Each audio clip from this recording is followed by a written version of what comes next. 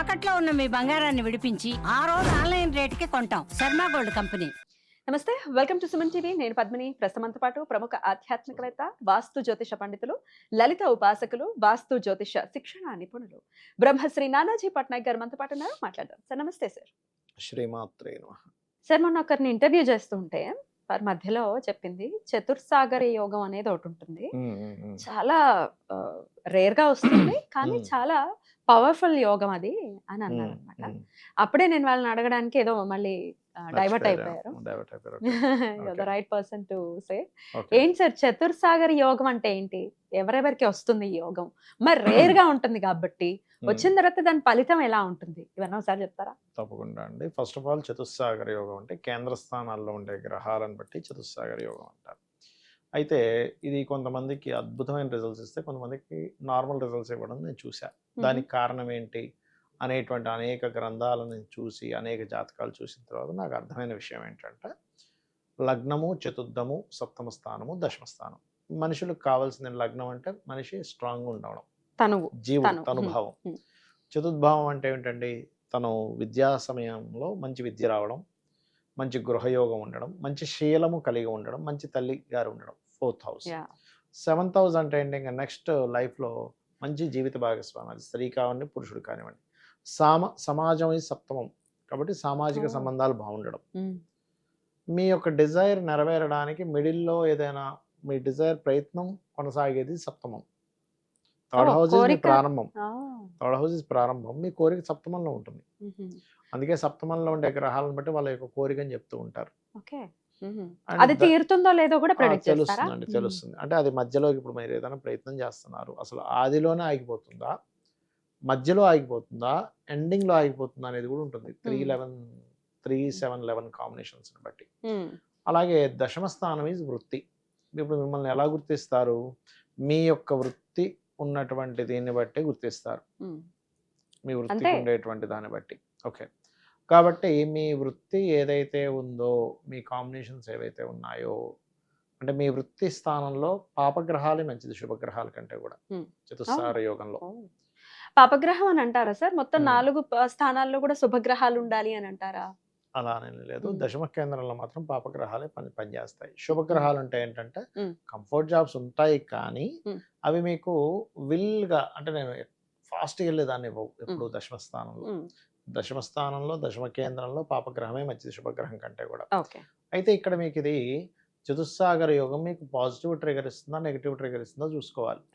ఇప్పుడు ఈ లగ్న సప్తమాల్లోనో లేకపోతే చతుర్థ భాగ్య దశమాల్లోనో రాహుకేతులతో కూడిన చతుస్సాగర యోగం అనుకోండి, అది పూర్తి స్థాయిలో మీకు రిజల్ట్ ఇవ్వదు.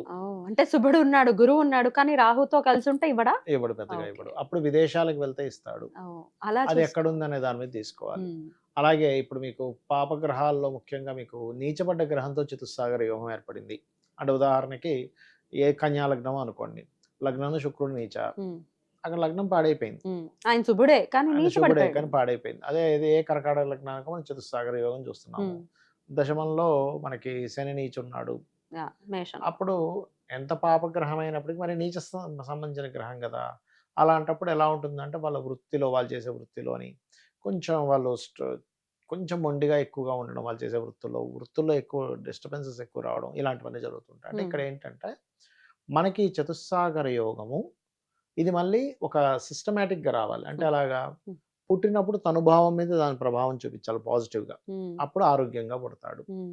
విద్యా సమయంలో చతుస్సాగర యోగం 4వ భావం మీద ఉండే గ్రహాల యొక్క మహాదశలు, అంతర్దశలు బాగుండిస్తే అప్పుడు విద్యాపరంగా బాగా సాగుతుంది.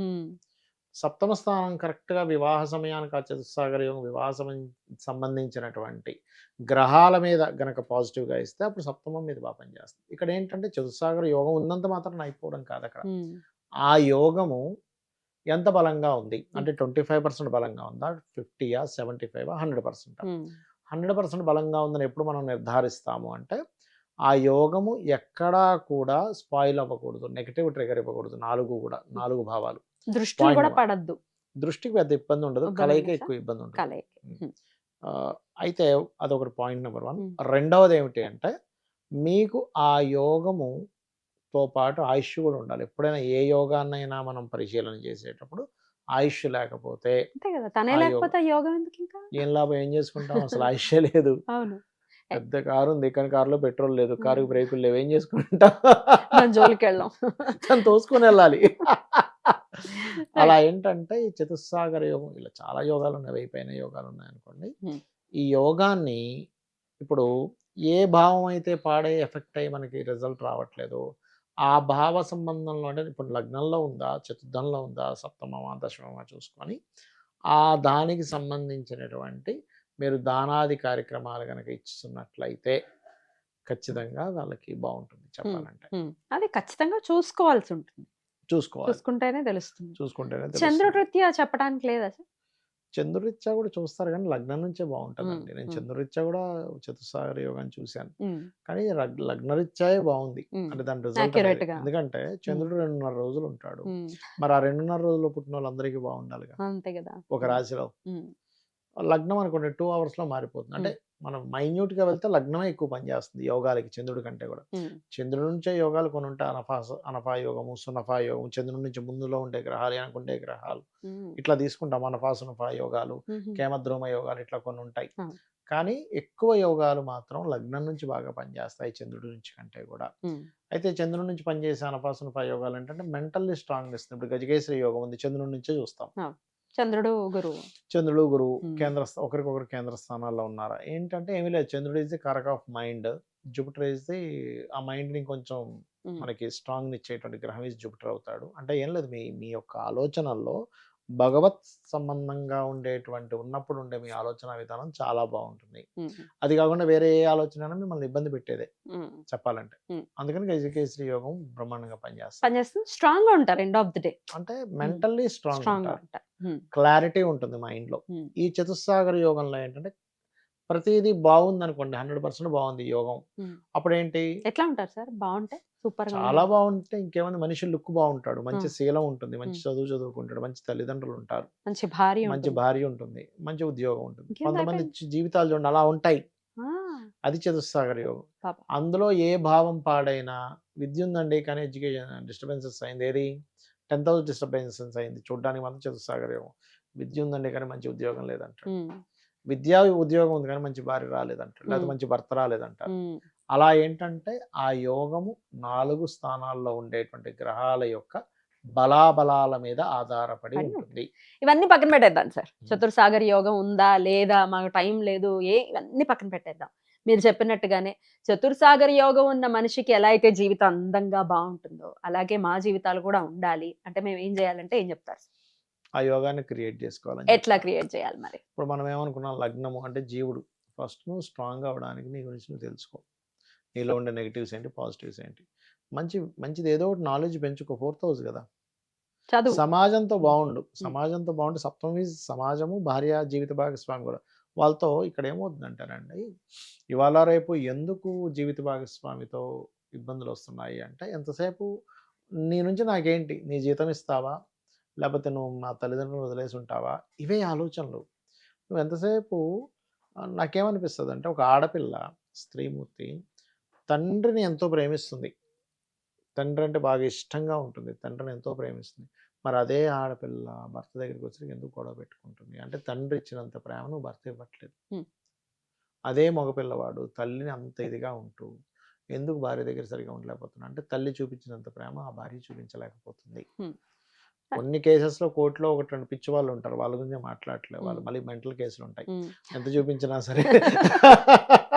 అంటే చూసే వాళ్ళకి అనిపిస్తుంది, అయ్యో నేను ఎంత చూపిస్తున్నా చూపించట్లేదు అండి అని కింద కామెంట్స్ వస్తాయి. చెప్తున్నా అంటే ఏంటి, నువ్వు భార్యలో ఆ చిన్నపిల్ల తత్వాన్ని నువ్వు చూడగలగాలి. తండ్రి ఎలా చూస్తాడో భార్యలో ఆ పిల్ల విషయంలో చూడగలగాలి. తల్లి ఎలా చూస్తుందో చూడగలగాలి. నువ్వు ఎప్పుడైతే నాది అని ఫీల్ అవుతావో, నిస్వార్థంగా ఉండగలుగుతావో బాగుంటాయి. ఇక దశమ స్థానం ఉద్యోగాన్ని ప్రేమించడం. ఉద్యోగాన్ని అంటే ఉద్యోగాన్ని ఉద్యోగంగా ప్రొఫెషనల్ గా ఉండడం, ప్రొఫెషనల్ గా ఉండడం ఉంటే ఆటోమేటిక్ గా ఆ ప్రొఫెషన్ యొక్క ప్యాషన్ లాగా పర్సీవ్ చేస్తే దాని నుంచి వచ్చే ఫ్రూట్స్ అమేజింగ్ గా ఉంటాయి. దిక్కుమాలిన ఉద్యోగం, రోజు మండే వస్తే వెళ్లాల్సి వస్తుందని ఏడుపుగోటు మొహం వేసుకుని వెళ్తే ఎలాగా, దాని కర్మ అలాగే రిజల్ట్ ఇస్తుంది కదా. దాన్ని క్రియేట్ చేసుకోవడం అంటారు. Beautiful sir. ఇట్లా క్రియేట్ చేసుకుని రియాలిటీలో ఉంటే డెఫినెట్ గా ఎగ్జాక్ట్లీ అన్ని యోగాలు మనకి వర్తిస్తాయి. Exactly beautiful sir. Thank you so very much. నమస్తే. శ్రీమాత్రే నమః.